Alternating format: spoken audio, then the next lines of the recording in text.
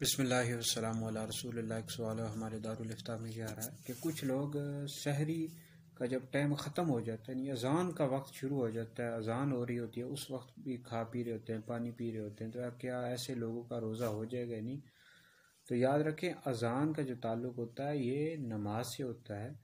سحری کا جو ٹائم ہے یہ پہلے ختم ہو جاتا ہے، اور آپ جو کیلنڈر کو اگر دیکھیں تو اس وقت یعنی اس پر ٹائم لکھا ہوتا ہے کہ کب سحری کا ٹائم ختم ہو رہا ہے۔ تو بہرحال اذان کے وقت کھانا یا اذان کے درمیان کھانا پینا، پانی پینا، اس سے آپ کا روزہ نہیں ہوگا، یہ مسئلہ آپ ذہن میں رکھیں۔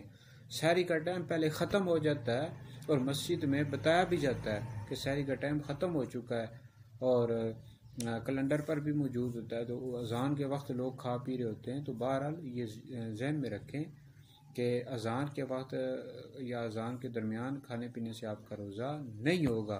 آپ جب سحری کا ٹائم ختم ہو، مسجد میں بتایا جائے، تو اس وقت آپ سحری کھانا بند کر دیں۔